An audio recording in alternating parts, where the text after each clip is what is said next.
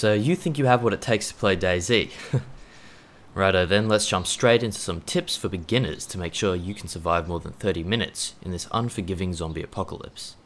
You will spawn in a random location in the world of DayZ that is Chinaris, usually along the coastline. Unless you are a veteran at respawning, you probably will have no idea where you are. This brings us to the next thing you'll need to know as a beginner. You can play DayZ in either first person or third person. To toggle this, press enter on your number pad. Most players use third person because it gives you a bit of an unfair advantage when looking around obstacles without exposing your character. While it is frowned upon, everybody does it.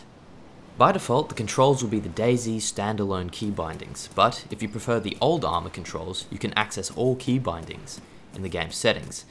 I recommend going through all of the controls before going balls deep into the game, but the absolute essentials are WASD for moving forwards, left, back and right respectfully, X to crouch, C to stand and Z to prone. Use your right mouse button to aim down the sights or zoom in, and left click to fire or use melee. Now that you're up and running, you want to get your hands on some loot to keep you alive. Food and drink is very important in DayZ. The best way to find food and drink is to search towns that have a lot of residential type buildings. If you're lucky, you might even run into a water fountain that you can drink directly from. Keep an eye out for the different sorts of backpacks that are laying around that will greatly expand your inventory space. Along your journey, you may run into other items like tools, clothing, and firearms. But how do you decide what items to pick up or what items to leave behind?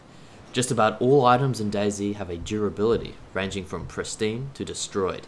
Even though an M4A1 may be an upgrade to a fire axe or a handgun, you may want to double check that the rifle and its attachments are not destroyed or badly damaged. Like any survival situation, water and food are your first priority. As you run around and perform actions, your character will begin to get thirsty and hungry. If you let your character starve or do nothing about being dehydrated, your character will not be able to function normally, and eventually, like in reality, you will die. The final point that a beginner should take note of is general common sense. To survive in the hostile world of DayZ, you will have to make big decisions in a split second. Some players will be willing to help you and team up, but most will want to put a bullet or an axe through your skull. Be careful out there and remember, never trust a man with nothing to lose. For more information about the DayZ Standalone, visit the wiki page on gamepedia.com linked in the description. Until next time, good luck surviving out there.